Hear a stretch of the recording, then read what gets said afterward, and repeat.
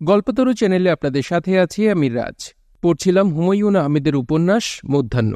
আজ পড়ছি এর 11 পর্ব। কলিকাতা সমাচার পত্রিকায় মৎস্যকন্যা বিষয়ে একটা খবর ছাপা হয়েছে। প্রথম পাতায় বিশেষ গুরুত্বের সঙ্গে ছাপা সংবাদ। পত্রিকার বিশেষ প্রতিনিধি অরুণাভ বিশ্বাস জানাচ্ছেন, জীবিত মৎস্যকন্যা ধৃত, অরুণাভ বিশ্বাস প্রেরিত। কালীগঞ্জে গঙ্গার মোহনায় একটি মৎস্যকন্যা জীবিত অবস্থায় ধীবরদের জালে ধৃত হয়। মৎস্যকন্যাকে এক নজর দেখিবার জন্য শত শত লোক কালীগঞ্জে জমায়েত হয়। প্রত্যক্ষদর্শীর জবানিতে জানা যায়, মৎস্যকন্যার চুল সোনালি, চোখের রঙও সোনালি, গাত্রবর্ণ নীলাভ। ধৃত হইবার পর হইতেই সে ক্রমাগত তাহার বাম হস্ত নাড়িতেছিল এবং দুর্বোধ্য ভাষায় বিলাপের মতো ধ্বনি করিতেছিল। তাহার চোখ হইতে ঈষৎ বাদামি বর্ণের অশ্রু নির্গত হইতেছিল।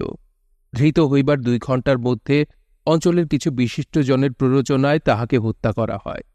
অসমর্থিত এক সংবাদে জানা যায়, মৎস্যকন্যার মাংস আহার করিলে চিরযৌবন লাভ হয়। এই বিশ্বাসে মৎস্যকন্যাকে কাটিয়া তাহার মাংস অতি উচ্চ মূল্যে বিক্রয় করা হইয়াছে। এই বিষয়ে পুলিশি মামলা হইয়াছে। পুলিশের উচ্চ পর্যায়ে বিষয়টি নিয়ে পর্যালোচনা করা হইয়াছে এবং তদন্তের নির্দেশ দেওয়া হইয়াছে। যাহারা এই বর্বর কর্ম করিয়াছেন তাহারা বর্তমানে পলাতক। কলিকাতা সমাচার বান্ধবপুরে আসে না। সুলতান মিয়া নামে এক লোক পত্রিকা নিয়ে উপস্থিত হল। শুধু পত্রিকা না, সে মৎস্যকন্যার 2 পিস মাংস নাকি এনেছে, এমন গুজব ছড়িয়ে পড়ল। সুলতান মিয়া নতুন লঞ্চ কোম্পানি লক্ষ্মী নেভিগেশনে বাবুর্চির কাজ করে। সোহাগঞ্জ বাজারের হোটেলে মাঝে মধ্যে রাত কাটায়। তার বয়স 30-এর কাছাকাছি, ধূর্ত চোখ, হাত পা সরু, হাটে কুজো হয়ে। তার থুতনিতে একগোছা দাড়ির কারণে তাকে দেখায় আলাদিনের 40 চোরের এক চোরের মতো। লঞ্চ স্টিমারের বাবুর্চিরা বিনয়ী হয়, সে উদ্ধত প্রকৃতির। সুলতান মিয়া মৎস্যকন্যার মাংস নিয়ে এসেছে শুনে শশাঙ্ক পাল তাকে ডেকে পাঠালেন। এক জীবনে তিনি নানান ধরনের মাংস খেয়েছেন, মৎস্যকন্যার মাংস খাওয়া হয়নি। শশাঙ্ক পালের এখন শেষ সময়, সারা শরীর ফুলে উঠেছে। শরীরে সার্বক্ষণিক ব্যথা, সেই ব্যথার ঢেউয়ের মতো উঠানামা করে। কালো পিঁপড়ায় কামড়ালে ব্যথা খানিকটা কমে। শশাঙ্ক পালের নিজের লোক সুলেমানের প্রধান কাজ হচ্ছে কালো পিঁপড়া ধরে এনে শশাঙ্ক পালের গায়ে ছেড়ে দেয়া। পিঁপড়া ছাড়ার পরপর শশাঙ্ক পাল কাতর গলায় বলেন, কামড় দে বাবারা, কামড় দে, তোদের পায়ে ধরি। জমিদার শশাঙ্ক পাল তোদের পায়ে ধরছে, ঘটনা সহজ না, ঠিকমতো কামড় দে। পিরিসে মধু ঢেলে তোদের খেতে দিব, আরাম করে মধু খাবি। পিঁপড়াদের খাবারের জন্য পিরিচে সত্যি সত্যি মধু ঢেলে রাখা হয়। বিচিত্র কারণে পিঁপড়ারা মধু খাওয়ার কোনো আগ্রহ দেখায় না। শশাঙ্ক পাল নিজের গায়ে মধু মেখে দেখেছেন, পিঁপড়ারা তার সারা শরীরে হাঁটে, মধুমাখা অংশের ধারে কাছে যায় না। কালো পিঁপড়া কামড়ালে ব্যথা কমে, এই তথ্য তিনি আবিষ্কার করেছেন গাছ চিকিৎসা করতে গিয়ে। গাছ চিকিৎসায় পুরুষ্টু কোনো একটা গাছকে জড়িয়ে ধরে থাকতে হয় এবং মনে মনে বলতে হয়, হে বৃক্ষ, তুমি আমার রোগ তোমার শরীরে ধারণ করে আমাকে রোগমুক্ত করো।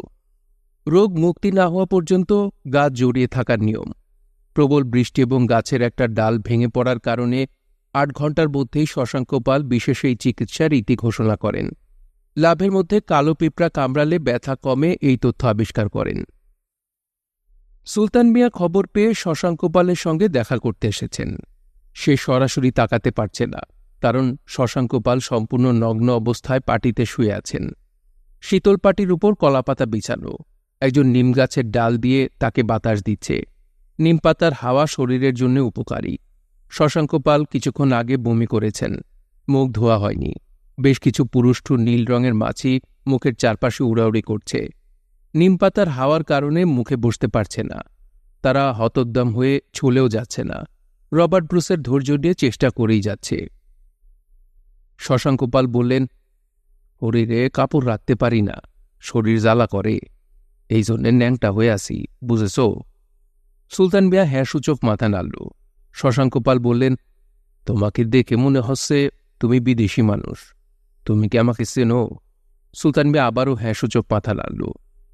আমার সম্বন্ধে কি জানো অল্প কথায় বলো, সারমর্ম বলবা, ইতিহাস শুরু করবা না। ইতিহাস শোনার সময় আমার নাই, জীবনের শেষ প্রান্তে উপস্থিত হয়েছি। এখন ঝটপট বলো আমি কে? আপনি জমিদার শশাঙ্ক পাল। একসময় জমিদার ছিলাম, আমার রক্ষিতা ছিল 4 জন। এখন আমি ফালতু, শশাঙ্ক পাল, বালস্যবাল। হা হা হা। শশাঙ্ক পাল হেঁচকি না ওঠা পর্যন্ত হাসলেন, অতি কষ্টে বললেন, লোকমুখে শুনেছি তুমি নাকি মৎস্যকন্যার মাংস নিয়ে এসেছ। সুলতান মিয়া হ্যাঁসূচক মাথা নাড়ল। শশাঙ্ক পাল বললেন, মাথা নাড়ানাড়ি বন্ধ। হ্যাঁ বলবা কিংবা না বলবা, মৎস্যকন্যার মাংস এনেছ? হ্যাঁ। কতখানি এনেছ? 2 পিস। 1 পিস বিক্রি করে দিয়েছি, আরেক পিস আছে। মৎস্যকন্যার মাংস খেলে চিরযৌবন লাভ হয়, এটা কি সত্য? জানি না, লোকে বলে। তুমি নিজে খেয়েছ? না। 1 পিস মাংস যে বিক্রি করেছ, কার কাছে বিক্রি করেছ? তার নাম ঠিকানা বলো। গোয়ালন্দে এক লোকের কাছে বিক্রি করেছি, কাপড়ের ব্যবসা করে, নাম জানি না। কত টাকায় বিক্রি করেছ? কত টাকায় বিক্রি করেছি সেটা আপনারে বলবো না। কেন বলবা না? সুলতান মিয়া চুপ করে রইল। শশাঙ্ক পাল বললেন, আমার আগের দিন থাকলে বেয়াদবির জন্যে তোমাকে ন্যাংটা করে মাটিতে পুঁতে ফেলতাম। যাই হোক, এখন বলো মাংস কোথায় পেয়েছ? কালীগঞ্জ থেকে এনেছি, যেখানে মৎস্যকন্যা ধরা পড়েছে সেখান থেকে এনেছি।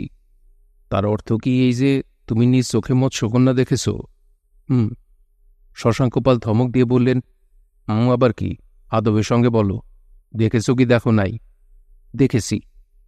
আমরা ছবিতে যেরকম দেখি সেরকম? সুলতান মিয়া অস্পষ্ট গলায় বলল, সেরকমই, তবে মুখ ছোট।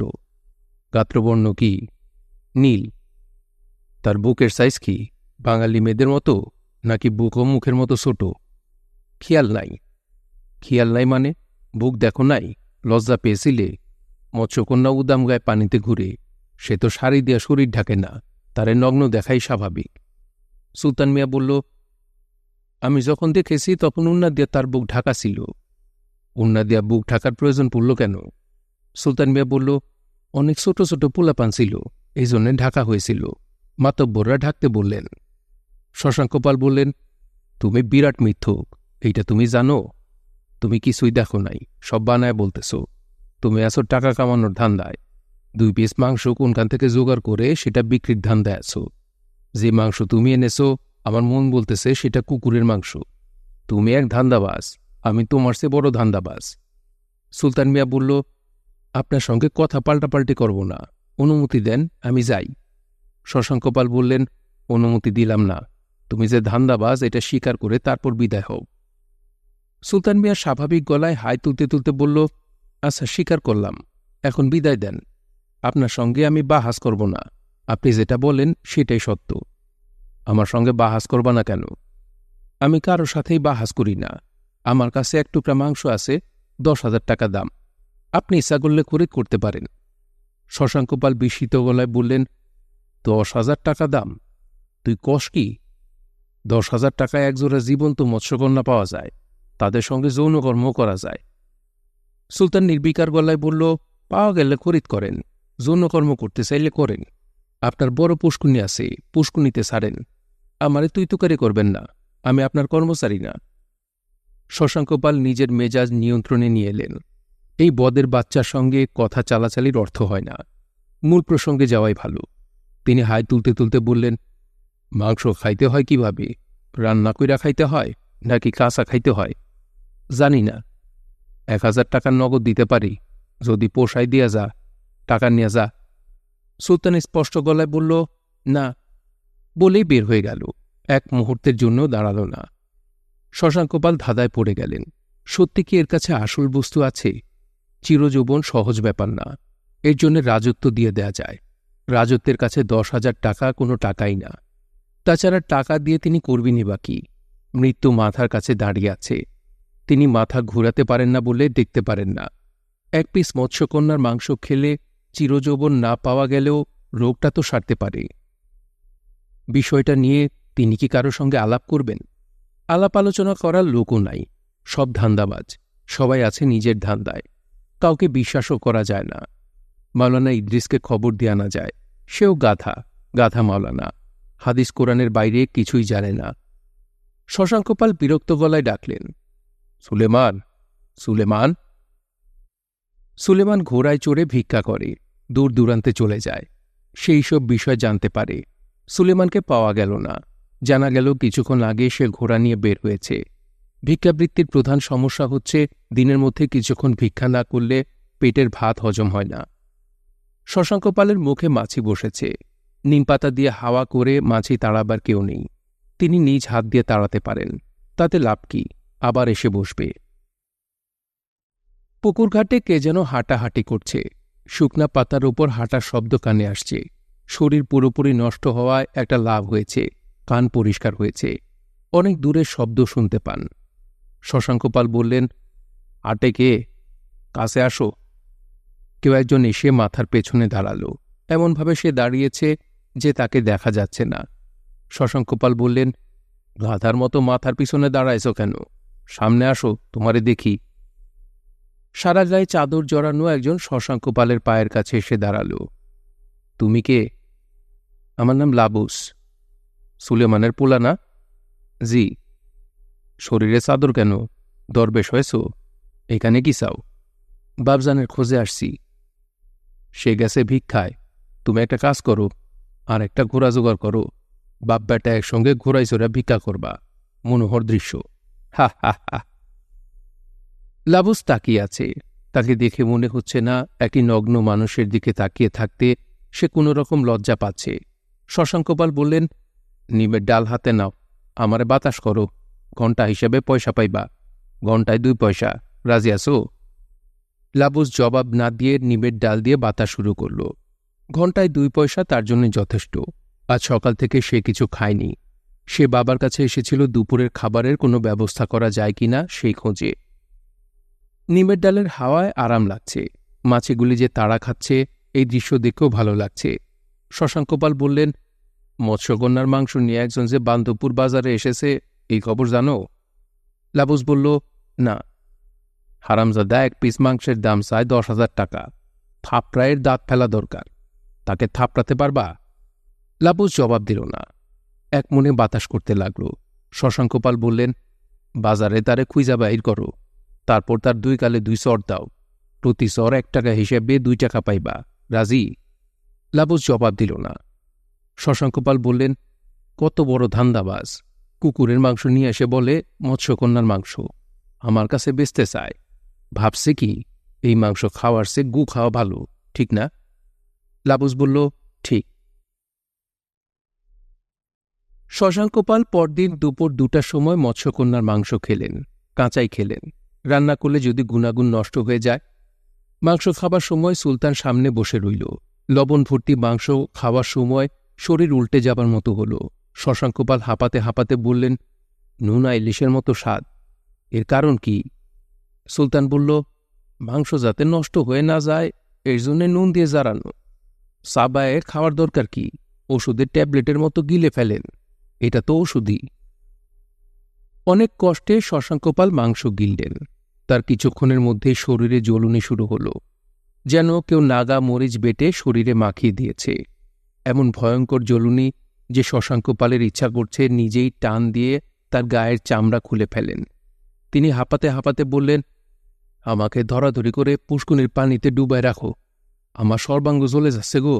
সর্বাঙ্গ কেউ যেন আগুন দিয়ে পুড়াচ্ছে।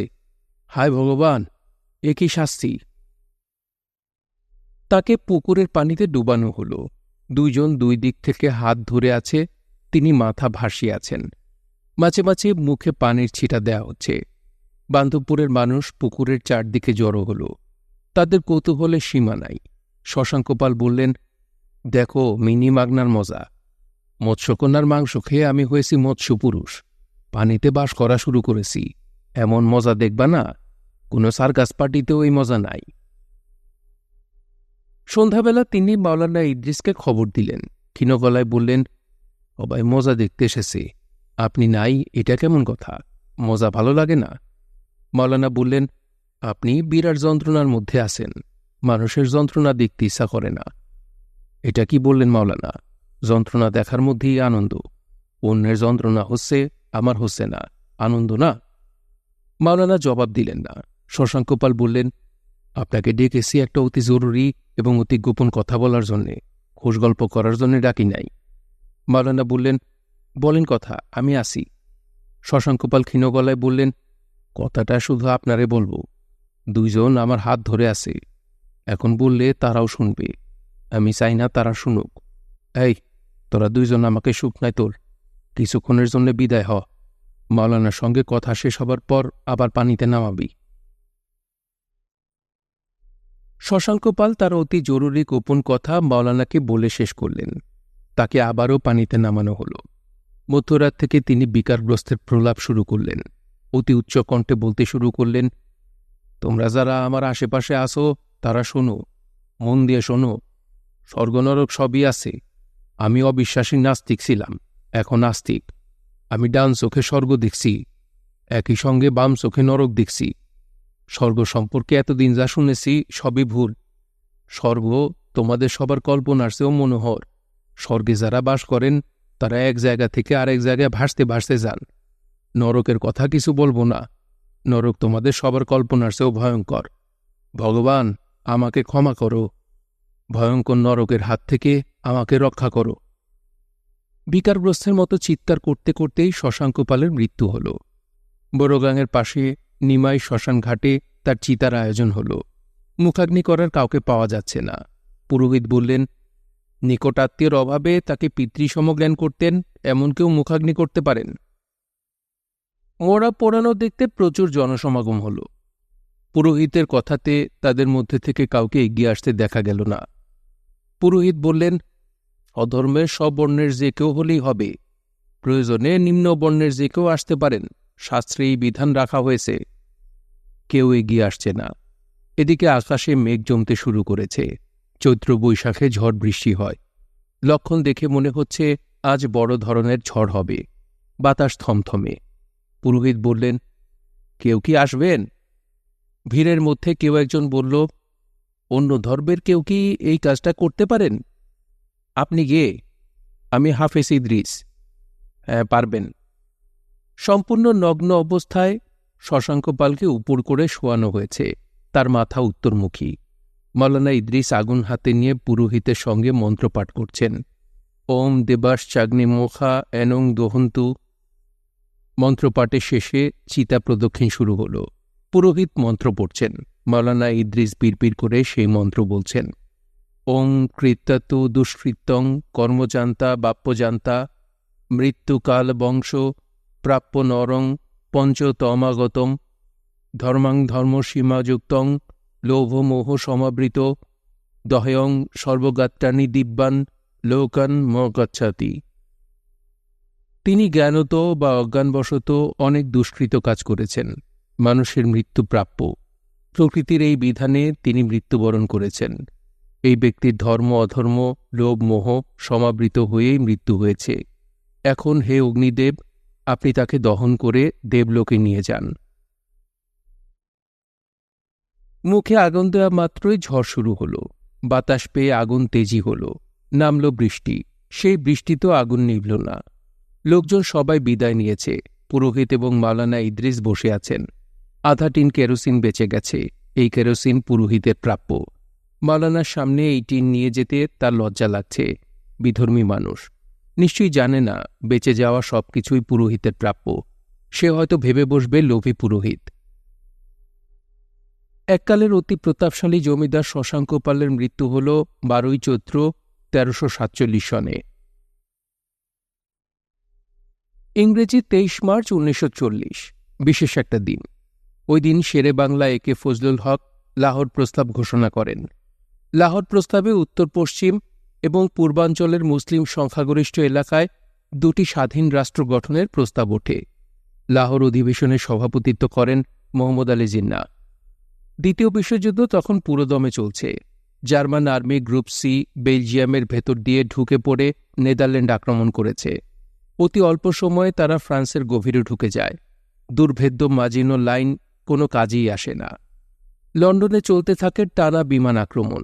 ব্রিটিশ সিংহ থমকে দাঁড়ায়, কারণ বোমা পড়ছে বাকিংহাম প্রাসাদে, যেখানে বাস করেন রানী এলিজাবেথ। রানীকে প্রাসাদ থেকে গোপন আবাসে সরিয়ে নেওয়া হল। কেউ জানে না কোথায় রানী। হঠাৎ হঠাৎ গোপন আবাস থেকে বের হন। ইংরেজের প্রিয় খেলা শিয়াল শিকারে বের হন। ঘোড়ায় চড়ে শিয়াল তাড়া করেন। আনন্দময় খেলাতেও তার মন বসে না। বড় অস্থির সময় কাটে। ভারতবাসীরা যুদ্ধে কোন পক্ষ সমর্থন করবে ঠিক বুঝতে পারছে না। হিন্দু মুসলমান দুই পক্ষে ভাগ হয়েছে। এক পক্ষ ব্রিটিশ রাজাকে সমর্থন করলে অন্য পক্ষ তা করতে পারে না। কলকাতার মুসলমানদের কেউ কেউ অদ্ভুত স্লোগান দিতে শুরু করেছে, কান মে বিড়ি মুঁ মে পান, লড়কে লেঙ্গে পাকিস্তান। এই লড়াই কার বিরুদ্ধে? ব্রিটিশ রাজের বিরুদ্ধে নাকি হিন্দুদের বিরুদ্ধে? রাতে মাওলানা খেতে বসেছেন। তার স্ত্রী জুলেখার সন্তান সম্ভবা। পিঁড়িতে বসতে কষ্ট হয় বলে স্বামীর খাবার সময় সে পাখা হাতে দাঁড়িয়ে থাকে। খাবার সময় গল্পগুজব মাওলানা পছন্দ করেন না। খাওয়া হচ্ছে ইবাদত, ইবাদতের সময় গল্পগুজব চলে না। তারপরেও মাঝে মধ্যে মনের ভুলে জুলেখা দু একটা প্রশ্ন করে ফেলে। আজ যেমন করল। কৌতূহলী গলায় বলল, জমিদার শশাঙ্কবাবু আপনাকে যে গোপন কথাটা বলেছে সেটা কি? ইদ্রিস বললেন, গোপন কথা তোমাকে কেন বলবো? জুলেখা বলল, আমি আপনার স্ত্রী, এই জন্যে বলবেন। ইদ্রিস বললেন, তুমি আমার স্বভাব জানো, এই কাজ আমি কখনো করব না। জুলেখা বলল, গোপন কথা কি জমি জমার বিলি ব্যবস্থা নিয়ে? মাওলানা বললেন, না, এই বিষয়ে তুমি আমাকে আর কোনো প্রশ্ন করবা না। অন্য কোনো বিষয়ে কি কিছু বলবো? বলো।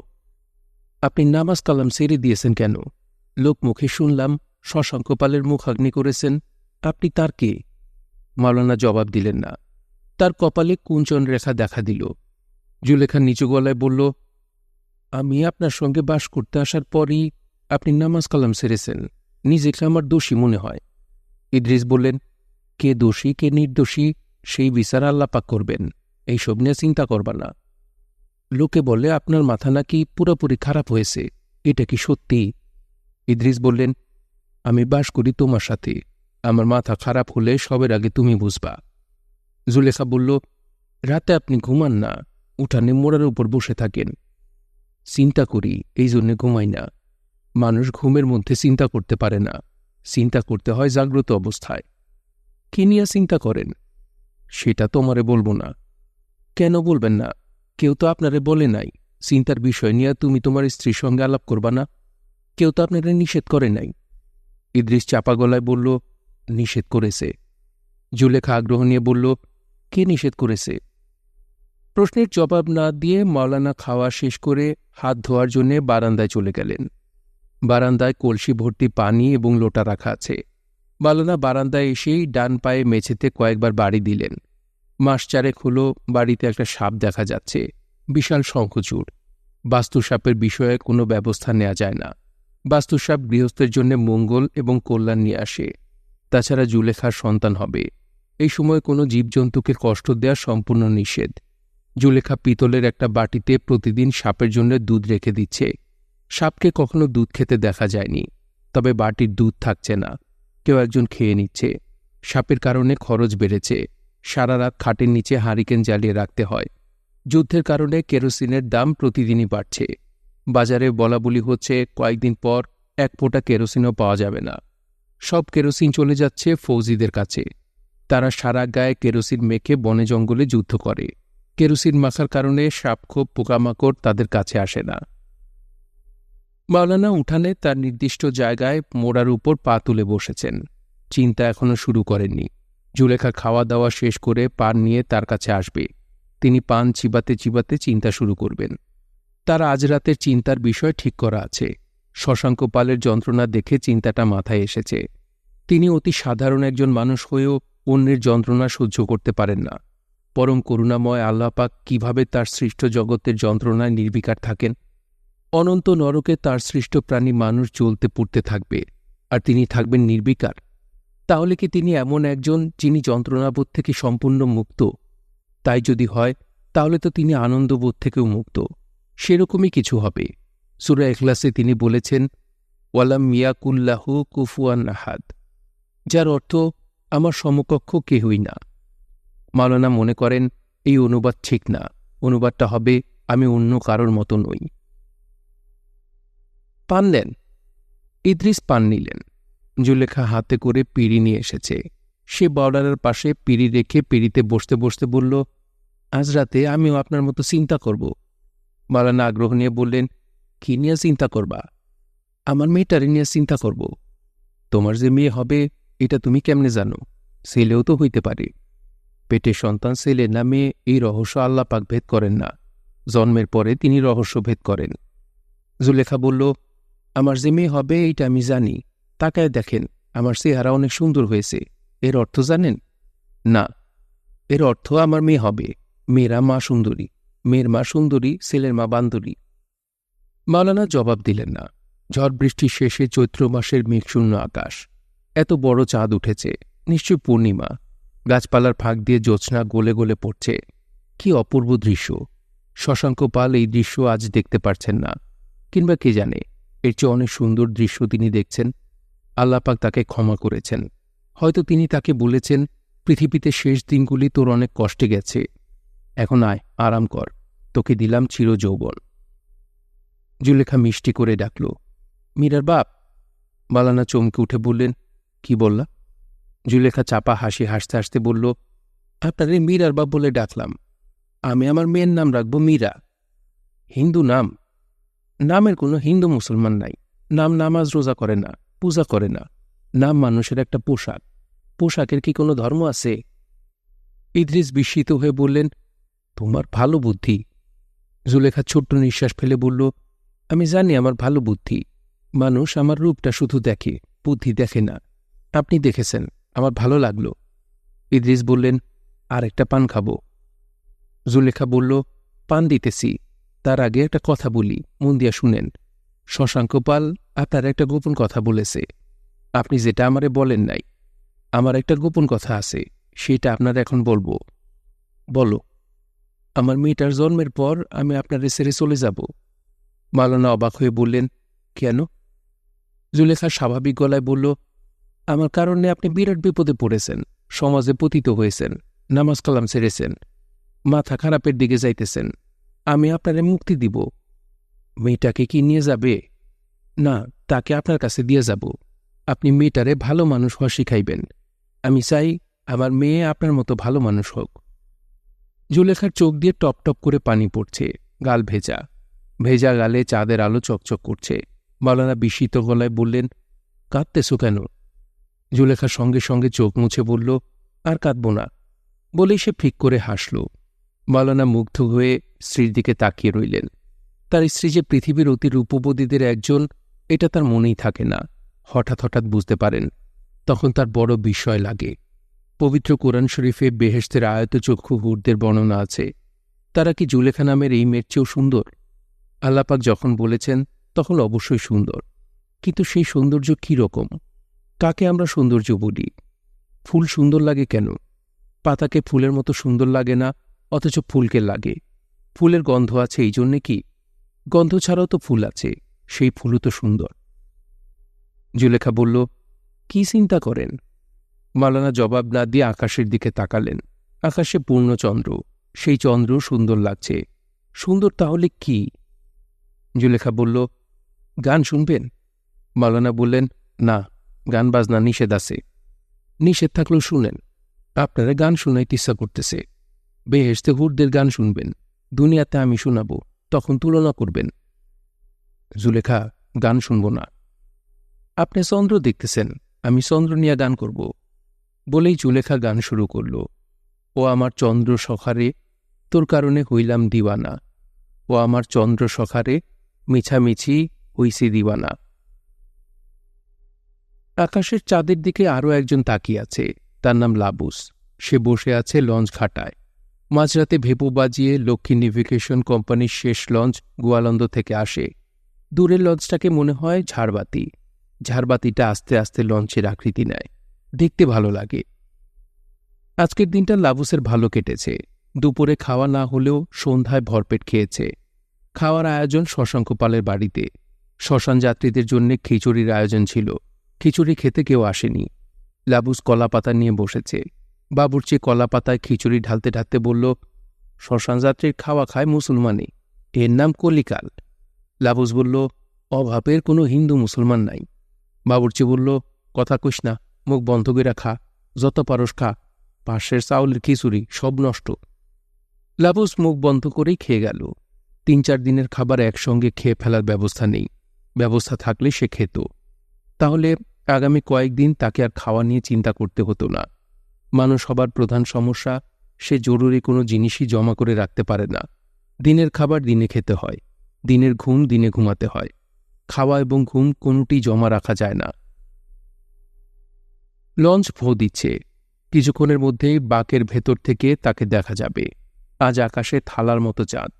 চাঁদের আলো এবং লঞ্চের আলো মিলেমিশে কি সুন্দর দৃশ্যই না হবে। সুন্দর দৃশ্য দেখার আকুলতা লাবুসকে ব্যাকুল করল। তার মতো আরও একজন ব্যাকুল হলেন। তিনি বহু দূর দেশ আমেরিকায় বাস করেন। তাকে বলা হয় জঙ্গলের কবি, নাম রবার্ট ফ্রস্ট।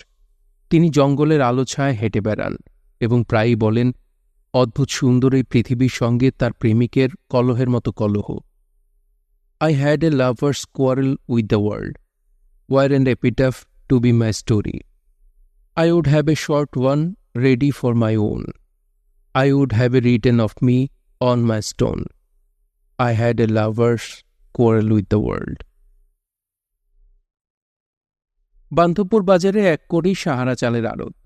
তিনি সামান্য পুঁজি দিয়ে শুরু করেছিলেন। যুদ্ধের কারণে এখন রমরমা অবস্থা। ধান চালের দাম প্রতিদিনই বাড়ছে, আরও বাড়বে এরকম গুজব বাতাসে ভাসছে। সব চাল নাকি মিলিটারিরা কিনে নেবে। পাউরুটি খেয়ে যুদ্ধ করা যায় না, ভাত খেয়েও যুদ্ধ হয় না, ভাতে ঘুম পায়। তারপরেও মিলিটারিদের জন্যে রাতে ভাতের ব্যবস্থা। রাতে ভাত খেয়ে তারা আরামে ঘুমায়, দিনে যুদ্ধ শুরু হয়। দেশের চাল সব সরকার কিনছে। এদিকে আবার বার্মা মুলুক থেকে চাল আসা বন্ধ। জাপানিরা বার্মা দিয়ে ভারতবর্ষে ঢুকবে, নাক চ্যাপ্টা মগগুলিকে শায়েস্তা করবে। এটা একটা আশার কথা। এক করেই সারাদিন ক্যাশবাক্স দিয়ে আড়তে বসে থাকেন। তার মন প্রফুল্ল থাকলেও চোখে মুখে গভীর বিষণ্ণতা ফুটিয়ে রাখেন। ব্যবসা ভয়ঙ্কর খারাপ যাচ্ছে। যুদ্ধের কারণে তিনি ধনে প্রাণে মারা পড়বেন, এই ধরনের কথা বলতে পছন্দ করেন। কথা বলার জন্যে সবসময় লোক পাওয়া যায় না। সন্ধ্যার দিকে অনেকেই আসে, যুদ্ধের খবর শুনতে আসে। এক করির নামে প্রতিদিন কলিকাতা সমাচার পত্রিকা আসে। দিনেরটা দিনে আসে না, দুদিন পরে আসে। তাতে সমস্যা কি? খাবার দুদিনে বাসি হয়, খবর কখনো বাসি হয় না। সবাইকে সেই পত্রিকা পড়ে শোনানো হয়। পড়ানোর দায়িত্ব পালন করে গৌরাঙ্গ চক্রবর্তী। তার গলা উঁচু এবং সুরেলা।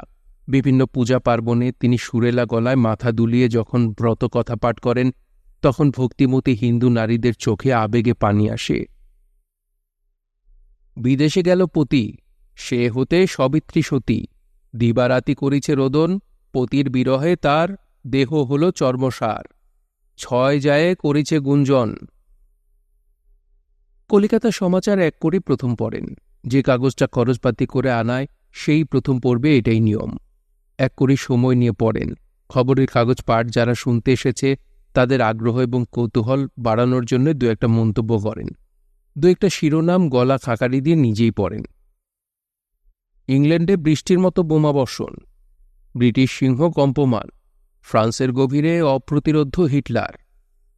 অপেক্ষমান জনতার একজন বলে বসল, হিটলার বাবা সিদেহি ফ্রান্সের গুয়া মেরা দিছে। এক করেই চোখের চশমা ঠিক করতে করতে বললেন, অশ্লীল কথা বলবা না দিননাথ। দিননাথ বিস্মিত হয়ে বলল, অশ্লীল কথা কোনটা বলছি? সত্য কথা বলছি। হিটলার সব এরে গুয়া মারতেছে, এটা সত্য কথা, অশ্লীল না। গৌরাঙ্গ চক্রবর্তীর কাছে মূল কাগজ চলে এসেছে। তিনি কয়েকবার কেশে পানি খেয়ে আয়োজন করে পাঠ শুরু করেছেন। শ্রোতাদের চোখ আগ্রহ এবং উত্তেজনায় চকচক করছে। দূরদেশের যুদ্ধ তাদের স্পর্শ করছে না। হিটলার নামের দুর্ধর্ষ একজন সবাইকে নাস্তানাবুদ করছে, ভাবতেই আনন্দ। গৌরাঙ্গ পড়ছেন, একদিনে ৭০ বার বোমা হামলা, চার্চিলের মাথায় হাত। পড়তে পড়তে গৌরাঙ্গ নিজেও মাথায় হাত দেন। হতাশ ভঙ্গিতে আকাশের দিকে তাকান, যেন তিনি নিজে চার্চিল। মাথায় বোমা বর্ষণ চোখের সামনে দেখছেন। শ্রোতারা বড়ই আমোদ পায়। বান্ধবপুরের লোকজন আগে কখনো হিটলারের নাম শোনেনি। এখন এই নাম চলে আসছে নিত্যদিনের আলোচনায়। তাদের ছেলে সন্তান হচ্ছে, তারা সন্তানের নাম রাখছে হিট্টু কিংবা হিটু, হিটলারের সঙ্গে মিল রেখে নাম। খবরের কাগজ পড়া শেষ হয়েছে। শ্রোতারা যে যার বাড়িতে চলে গেছে। এক করি হারিকেন নিভিয়ে দিয়েছে। কেরোসিনের সাশ্রয় করতে হবে। দাম যেভাবে বাড়ছে, কিছুদিন পর এই বস্তু পাওয়া যাবে বলে মনে হয় না। বাইরে চাঁদের আলো আছে, হারিকেন না জ্বালালেও চলে। আধো অন্ধকারে এক করি দোকানের কর্মচারীদের নিয়ে বৈঠকে বসলেন। গলা নামিয়ে বললেন, সাল কিনা শুরু করো, দাম কিছু বেশি হলো কিনবা। বড় নৌকা নিয়ে ভাটি অঞ্চলের দিকে যাও, সেখানে ধান চাল 2 সস্তা। কর্মচারীদের একজন বলল, কথা কিনা শুরু করব কবে? পঞ্জিকাতে শুভ দিন দেখে শুরু করা উচিত না? এক কড়ির জন্য তামাক সাজানো হয়েছে। তিনি তামাক টানতে টানতে বললেন, শ্রী গণেশের জন্য সব দিনই শুভ, তারপরেও চৈত্র সংক্রান্তিতে পূজার পরে শুরু করো। এক কড়ি তামাক টানতে লাগলেন। বাংলার 50-এর মন্বন্তরের সূচনা হল। ভয়াবহ এই মন্বন্তরে বঙ্গদেশে 30 লক্ষ মানুষ না খেয়ে মারা যায়। বিশ্বযুদ্ধের পাওনা এভাবে তাদের শোধ করতে হয়। মহান ঔপন্যাসিক বিভূতিভূষণ লেখেন তার বিখ্যাত উপন্যাস অগ্নিসংকেত। বঙ্গদেশের মানুষ এই ধরনের বিপর্যয়ের ভেতর দিয়ে এর আগেও একবার গিয়েছিল। ভারতবর্ষের গভর্নর জেনারেল তখন লর্ড ক্লাইভ। তাঁর সময়ের মন্বন্তরে 76-এর মন্বন্তর। বাংলার 1/3 জনগোষ্ঠী মৃত্যুবরণ করে। তাদের মৃত্যু কখনোই শ্যাম সমান ছিল না। জুমা মসজিদের বর্তমান ইমাম মাওলানা করিম এশার নামাজ শেষ করে ঘরে ফিরছেন। পাকা পুলের কাছে এসে মাওলানা থমকে দাঁড়ালেন। পাকা পুলের রেলিংয়ের উপর লম্বা কে একজন দাঁড়িয়ে আছে।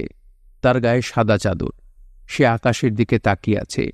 মানুষ হলে মূর্তির হাত পা নড়ত, বাতাসে গায়ের চাদর নড়ত। সেরকম কিছুই হচ্ছে না। মূর্তি পাথরের মতো স্থির। করিম আয়াতুল কুরসি পড়ে বুকে ফুঁ দিলেন। পাকা পুল জায়গাটা খারাপ। পুলের কাছেই বিরাট যে তেঁতুল গাছ, সেখানে ছায়ামূর্তিরা থাকে। অনেকেই দেখেছে, তিনি আজ প্রথম দেখলেন। তার হাত পা ঠান্ডা হয়ে এলো। একবার ভাবলেন জিজ্ঞেস করেন, তুমি কে? শেষ পর্যন্ত করলেন না। জিনভূতদের সঙ্গে কথাবার্তা শুরু করা বিপজ্জনক। তখন তারা পিছু নেয়। মাওলানা করিম দ্বিতীয়বার আয়াতুল কুরসি পড়ে হাততালি দিলেন। হাততালির শব্দ যতদূর যাবে জিনভূতদের তার চেয়েও দূরে যাবার কথা। ছায়ামূর্তি মিলিয়ে গেল না। হাততালির শব্দে ফিরে তাকাল। করিম নিজের অজান্তেই ভীত গলায় বলে ফেললেন, তুই কে? আমি লাবুস। এখানে কি করিস? কিছু করি না। পুলের উপরে দাঁড়ায় আসুস কি জন্যে? মানুষের ভয় দেখানোর জন্যে? আমি যদি আজ থাবড়ায় তোর দাঁত না ফেলছি, বদমাইশ। পুলের উপর থেকে নাম বললাম। লাবুস জবাব দিল না। যেভাবে দাঁড়িয়েছিল সেভাবেই দাঁড়িয়ে থেকে শীতল গলায় বলল, আপনি মাওলানা ইদ্রিসকে গত জুম্মাবারে কাফের ফতুয়া দিয়েছেন। কেন দিলেন? করিম বললেন, তোর কাছে জবাবদিহি করব নাকি হারামজাদা? সে কাফেরের কাজ করেছে বলে কাফের ফতুয়া দিয়েছি। হিন্দুর মুখাগ্নি করেছে, খবর রাখস না? লাবুস বলল, লাশের মুখে আগুন দিয়েছে। লাশের আবার হিন্দু মুসলমান কি? লাশ নামাজ কাল্লাম পড়ে না, মন্দিরে ঘণ্টাও বাজায় না। বাপরে বাপ, জ্ঞান ফলায়। দেওবন্দের প্রিন্সিপাল স্যার আসছেন। আরামজাদা, তুই জানোস না ইদ্রিস এক বেশ্যা মাগির সাথে সংসার করতেছে? মাগের পেটও বাঁধায় ফেলেছে।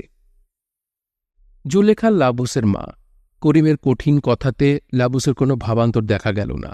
সে আগের মতোই শান্ত গলায় বলল, মাওলানা ইদ্রিসকে কাফের বলার কারণে আজ আমি আপনাকে শাস্তি দিব। এমন শাস্তি যে জনমে ভুলবেন না। যতদিন বাঁচবেন নিয়াত থাকবে। করিম থমকে গেলেন। বদমাস্টার কথা বলার ধরন ভালো না। ছুরি চাকু চালাবে কিনা কে জানে। লাবুসের হাতে অবশ্যই ছুরি চাকু কিছু দেখা যাচ্ছে না। বদমাস্টার চাদরের নিচে লুকিয়ে রাখতে পারে। মনে হয় তাই করেছে। চৈত্র মাসের গরমে গায়ে চাদর থাকার কথা না। করিম বললেন, কি শাস্তি দিবি? লাবুস বলল, আমি আপনাদের ন্যাংটা করে ছেড়ে দিব। ন্যাংটা অবস্থায় দৌড়াতে দৌড়াতে আপনি ঘরে যাবেন। আপনার স্ত্রী দরজা খুলে দেখবেন ন্যাংটা ইমাম। হ্যাঁ হারামজাদা, তোর কি মাথা খারাপ হয়েছে? লাবুস রেলিং থেকে নামতে নামতে বলল, মাথা খারাপ হয় নাই। করিম উল্টা দিকে দৌড় দেবেন কিনা বুঝতে পারছেন না। এই হারামজাদা তাকে ভয় দেখাচ্ছে, এর বেশি কিছু না। এইসব ক্ষেত্রে ভয় পেতে নাই। ভয় পেলেই হারামজাদা বুঝতে পারবে, আরও লাই পাবে। লাবুস করিমের দিকে এগুচ্ছে, ছোট ছোট পা ফেললে এগুচ্ছে। তার চোখের দৃষ্টি তীব্র এবং তীক্ষ্ণ। করিম দ্রুত ভাবছেন, এখনও দৌড় দেওয়ার সময় আছে, তবে দৌড় দেওয়াটা হবে বিরাট বোকামি। লাবুস বলল, পাঞ্জাবিটা খুলে আমার হাতে দেন। করিম স্বস্তির নিঃশ্বাস ফেললেন। পাঞ্জাবির ওপর দিয়ে যাচ্ছে। উদম গায়ে বাজারের ভেতর দিয়ে যাওয়াও লজ্জার ব্যাপার। তারপরেও কেউ জিজ্ঞেস করলে বলতে পারবেন অতিরিক্ত গরমের কারণে পাঞ্জাবি খুলে রেখেছেন। কথা মিথ্যাও হবে না। আজ অতিরিক্ত গরম পড়েছে, পাঞ্জাবি ঘামে ভিজে যাচ্ছে। করিম পাঞ্জাবি খুলে লাবুসের হাতে দিতে দিতে বললেন, পাঞ্জাবি নিয়ে বাড়ির যা। অপরাধ যা করেছিস তার ক্ষমা নাই। তবে আজ আর কিছু বলবো না। কোনো একদিন ফয়সালা হবে। লাবুস বলল, এখন লুঙ্গি খুলে আমার হাতে দেন। কি বললি?